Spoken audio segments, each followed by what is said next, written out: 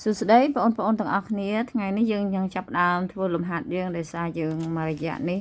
អត់បានរៀនអញ្ចឹងឥឡូវអូនមុននឹងធ្វើលំហាត់យើងអានប្រធានដើម្បីសង្ខេបទាំងអស់គ្នាមែនទេលំហាត់របស់យើងចូលទៅអុបតិចមេរៀនទី1និយាយពីដំណើរត្រង់នៃពន្លឺអញ្ចឹងគេថាដើមឈើមួយដើមហ្នឹងកម្ពស់របស់វាគឺ12ម៉ែត្រនេះយើងមើលកម្ពស់តាមដោយ A B កម្ពស់ដើមឈើគឺ12ម៉ែត្រវាស្ថិតនៅឃ្លាតពីរុននៃបន្ទប់ងងឹតចម្ងាយ40ម៉ែត្រនេះគឺរុននៃបន្ទប់ងងឹតអញ្ចឹងពី A ដល់ O នេះប្រវែងហ្នឹងគឺចម្ងាយវត្ថុតាមដែលអក្សរ D នេះស្មើនឹង40ម៉ែត្រតើណាគេឲ្យយើងគណនាទំហំរូបភាពរបស់ដើមឈើដែលជម្រៅរបស់បន្ទប់ងងឹតហ្នឹងគឺស្មើនឹងអញ្ចឹងចម្ងាយពី O មកដល់នេះមានន័យថាពីរុននៃបន្ទប់ងងឹតមកជម្រៅរបស់វានេះគឺជាចម្ងាយរូបភាពដែលស្មើនឹង20ដេស៊ីម៉ែត្របើយើងបំបែកទៅបំបែកវាទៅជាម៉ែត្រគឺស្មើនឹង2ម៉ែត្រអញ្ចឹងយើងមើលវត្ថុកម្ពស់ AB នេះគឺស្ថិតនៅចម្ងាយ40ម៉ែត្រអញ្ចឹងយើងគូចេញពីក្បាលនៃវត្ថុមួយមកកាត់ដល់បន្ទប់ងងឹតអញ្ចឹងយើងមកដល់នេះចេញពី B គឺបានកម្ពស់វត្ថុដដែលគឺ B ព្រីមអញ្ចឹងយើងចាប់ដើមគូចេញពីជើងមួយទៀតកាត់តាមចំណុចដូចគ្នាហ្នឹងអូនសង្កេតឃើញថាចេញពីជើងរបស់ដើមឈើហ្នឹងជើងដដែលមែនទេចានេះជារុនរបស់បន្ទប់ងងឹតអញ្ចឹងចេញពី A គឺយើងបាន A ព្រីមអញ្ចឹងអូនមើលតើទំហំរូបភាពនេះនៅក្នុងបន្ទប់ងងឹតធំជាងវត្ថុឬក៏តូចជាងឥឡូវយើងឃើញតូចជាងហើយមែនទេយើងនឹងចាប់ផ្ដើមដោះស្រាយអញ្ចឹងយើងមានកម្ពស់វត្ថុយើងមានចម្ងាយវត្ថុមានចម្ងាយរបស់រូបភាពហើយយើងចង់បានកម្ពស់របស់រូបភាពនេះតើហាស់ព្រីមនេះស្មើនឹងប៉ុន្មានអញ្ចឹងទី1នេះគេឲ្យយើងគណនាទំហំរូបភាពឬក៏កម្ពស់របស់រូបភាពដែលតាំងឲ្យ A ព្រីម B ព្រីមនេះឬក៏ហាស់ព្រីមអញ្ចឹងយើងប្រើតាមរូបមន្តអីអូនយើងតាមទំនាក់ទំនង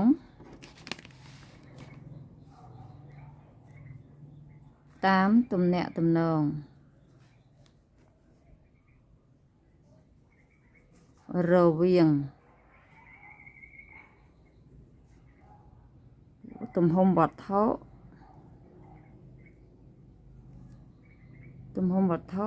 និងទំហំរូបភាព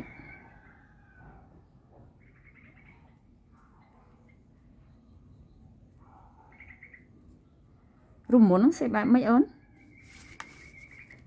គឺទៅសេកម្ពស់រូបភាព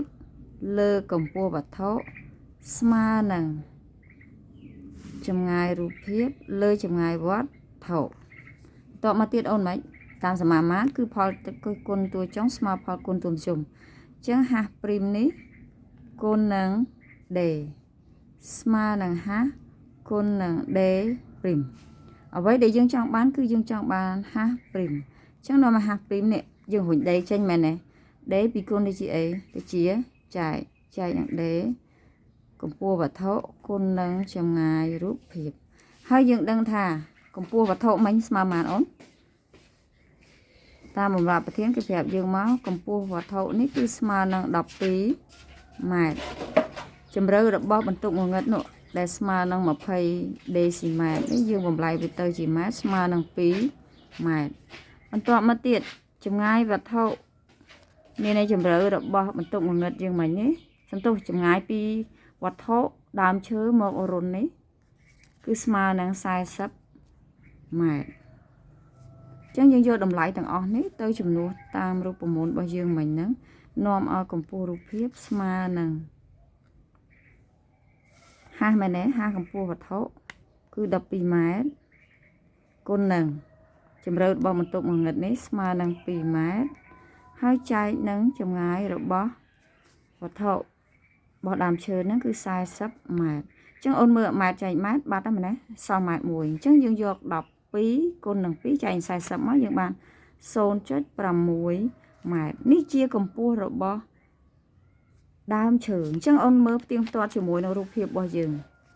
កម្ពស់វត្ថុ12ម៉ែត្រតែបានរូបភាពតែ 0.6 ម៉ែត្រឃើញតូចជាងឯងមានន័យថាកាលណាចម្ងាយវត្ថុធំជាងចម្ងាយរូបភាពនាំឲ្យ